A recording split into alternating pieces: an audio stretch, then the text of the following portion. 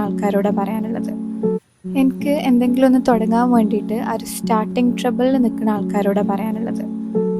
Just start, തുടങ്ങിക്കോ. കാരണം പെർഫെക്ഷനും പിന്നെ സക്സസ്സും എല്ലാം സെക്കൻഡറി കാര്യമാണ്. ഒരിക്കലും അത് പേടിച്ചിട്ട് നിങ്ങൾ തുടങ്ങാണ്ടിരിക്കരുത്.